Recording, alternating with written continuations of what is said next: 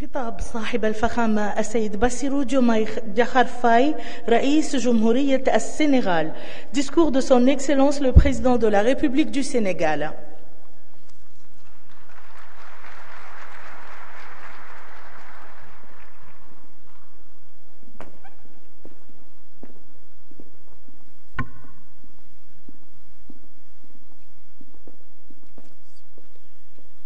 Excellence, Monsieur Mohamed Ould Cheikh El Ghazouani, président de la République islamique sœur de Mauritanie, président en exercice de l'Union africaine, chers frères, Excellence, Monsieur le chef d'État, chers frères Kagame et Tebboune, Mesdames, Messieurs les chefs de délégation, Monsieur le Premier ministre, Monsieur le Président de la Commission de l'Union africaine, Mesdames, Messieurs les ministres, distingués invités en vos rangs, grades et qualités.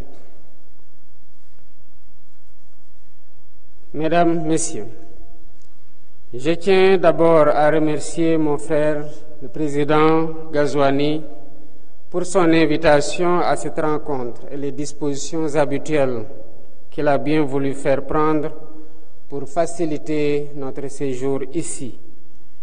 Nous nous sentons bien chez nous. Son implication, je lui renouvelle mes félicitations pour son leadership et son remarquable travail à la tête de l'Union africaine dans un monde en constante mutation, marqué par des turbulences préoccupantes. Notre rencontre de ce matin est la parfaite illustration de son implication personnelle face aux défis du continent. Cette invitation s'inscrit dans le cadre de la mise en œuvre du thème de l'année de l'Union africaine et témoigne également de l'importance que nous accordons tous aux thématiques qui touchent le cœur de notre avenir, à savoir l'éducation, la jeunesse et l'employabilité. Elle traduit notre engagement commun à façonner une Afrique résiliente, dynamique et prospère. Nos jeunes, qui représentent plus de 60% de notre population, ne sont pas seulement l'avenir de notre continent, ils sont notre présent. Leur éducation, leur formation et leur intégration économique doivent être nos priorités absolues. Je salue à ce propos les efforts de l'Union africaine, dont ceux du comité des 10 chefs d'État et de gouvernement, et du président de la Commission, le frère Moussa Faki Mohamed, avec ses équipes, pour promouvoir l'éducation, la science et la technologie, en vue d'atteindre les objectifs de développement durable et d'accélérer la mise en œuvre de l'agenda 2063. Excellences, Mesdames et Messieurs, nous mobiliser pour l'éducation, c'est investir pour l'éveil des consciences, la formation aux compétences et le progrès. C'est également contribuer à forger la capacité de discernement qui rend moins vulnérable à la manipulation et aux influences. C'est ériger le savoir, le savoir-faire et le savoir-être en rempart contre l'ignorance et l'obscurantisme. C'est par ailleurs assurer la qualité des ressources humaines capables d'assurer un développement économique et social endogène.